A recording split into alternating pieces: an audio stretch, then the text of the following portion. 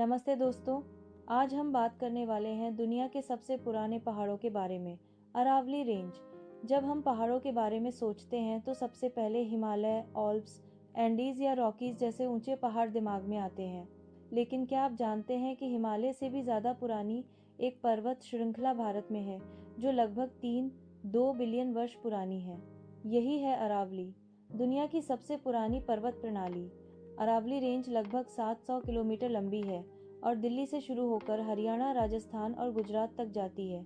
इसका सबसे ऊंचा शिखर है गुरु शिखर, 1722 मीटर, जो माउंट आबू, राजस्थान में स्थित है। अरावली का मतलब है अर यानी दुश्मन और वल्ली यानी पंक्ति या बाधा। मतलब ये रेंज हमेशा से एक प्राकृतिक रक्षा दीवार की तरह खड़ी रही है।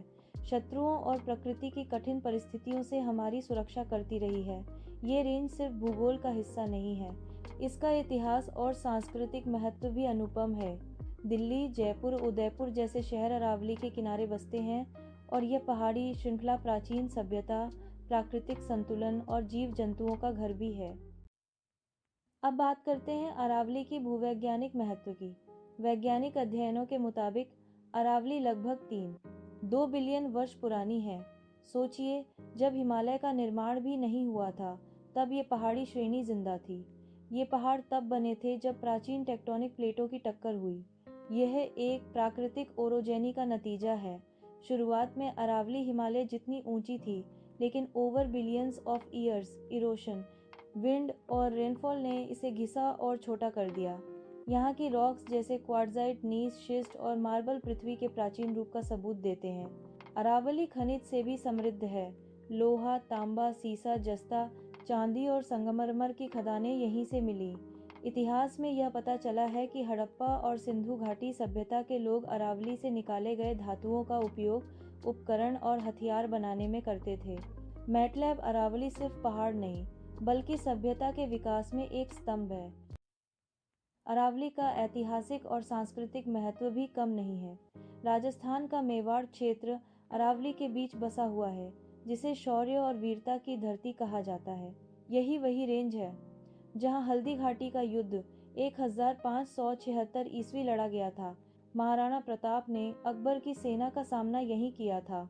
अरावली की घाटियों और कटक ने मेवाड़ की सेनाओं को प्राकृतिक रक्षा दी। यहाँ के किले और गढ़ जैसे कुंभलगढ़, चित्तौड़गढ़ और आमेर किला अब भी शौर्य की कहानियां सुनाते हैं। कुंभलगढ़ का किला, जो 36 किमी लंबी दीवार के साथ है, दुनिया की सबसे लंबी दीवारों में से एक है। धार्मिक दृष्टिकोण से भी अरावली महत्वपूर्ण है। माउंट आबू में स्थित दिलवाड़ा जैन मंदिरों की जटिल नक्काशी और वास्तुकला पूरे विश्व में प्रसिद्ध है। स्थानीय किंवदंतियों के मुताबिक अरावली की कई पहाड़ियों और गुफाओं में देवताओं और रहस्यमय शक्तियों का बसेरा है। लोग आज भी यहाँ अनुष्ठान और पूजा करते हैं।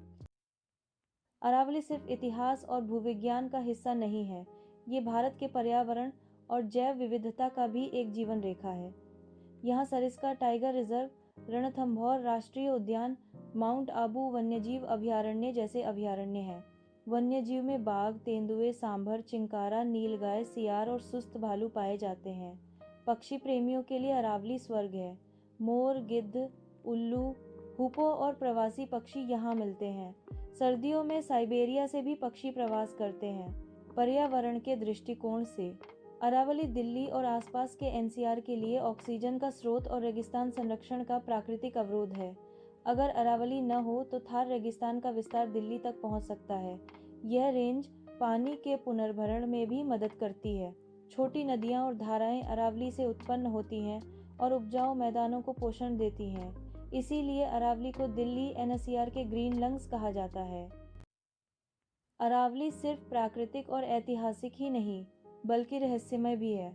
लोक कथाएं कहती हैं कि अरावली के गुफाओं और पहाड़ियों में साधुओं और संतों का बसेरा था। कुछ पहाड़ियों में अब भी उनके पदचिन्ह और ध्यान स्थल मिलते हैं। माउंट आबू के गुरु शिखर के आसपास लोग कहते हैं कि रात के समय लाइट और शैडो का अजीब खेल दिखता है, जो प्राकृतिक घटना के साथ स्थानीय किंवदंतियों से जुड़ा है। राजस्थान के छोटे गांवों में लोग कहते हैं कि अरावली की कुछ घाटियों में खजाने और छिपी हुई सुरंगें हैं। स्थानीय जनजातियों के मुताबिक अरावली के कई पत्थरों और बोल्डरों को पवित्र माना जाता है। उनकी पूजा होती है और त्योहारों में इस्तेमाल किया जाता है। अरावली आज बहुत बड़ी चुनौतियां फेस कर रही है। अवैध खनन, रेत, पत्थर और खनिजों का अवैधानिक निष्कर्षण चल रहा है। वनोन्मूलन, वनों को साफ करके शहरी विकास और कृषि में उपयोग किया जा रहा है। प्रदूषण और जलवायु परिवर्तन, पास के शहरों का वायु और जल प्रदूषण सीधे अरावली को प्रभावित कर रहा है। 2018 में सुप्रीम कोर्ट ने भी अवैध खनन पर रोक लगाई, लेकिन ज़मीनी हकीकत अभी भी मुश्किल है। रिपोर्टों के मुताबिक अरावली का 31% क्षेत्र घटिया हो चुका है। संरक्षण प्रयास भी चल रहे हैं। वन विभाग और गैर सरकारी संगठनों ने वनीकरण अभियान शुरू किए हैं। वन्य जीव गलियारे और संरक्षित क्षेत्र विस्तारित किए जा रहे हैं। जागरूकता अभियान स्थानीय समुदायों में चल रहे हैं, जिससे अरावली की पवित्रता को सुरक्षित किया जा सके। दोस्तों, अरावली सिर्फ पहाड़ नहीं है, ये हमारी सभ्यता का स्तंभ, पर्यावरण का रक्षक और जैव विविधता का आश्रय है। ये हमें पानी, ऑक्सीजन और जलवायु संतुलन प्रदान करती है। ये रेगिस्तान के विस्तार को रोकता है और वन्य जीवन का घर है। इसलिए हमें अरावली को बचाना होगा। सरकारी नीतियां महत्वपूर्ण हैं, लेकिन नागरिकों की जागरूकता और भागीदारी इससे ज़्यादा ज़रूरी है। जब भी आप अरावली देखते हैं, याद रखिए कि आप दुनिया के सबसे पुराने पहाड़ों के सामने खड़े हैं, जो अरबों वर्षों से इस धरती की रक्षा कर रहे हैं। चलिए, हम सब मिलकर अरावली को सुरक्षित करने का प्रतिज्ञा लेते हैं। अगर आपको ये डॉक्यूमेंट्री जानकारीपूर्ण लगा हो तो लाइक और शेयर करें। ऐसे ही ऐतिहासिक और पर्यावरणीय विषयों के लिए चैनल को सब्सक्राइब करें। बाइजर आपको लिशन करीवाल।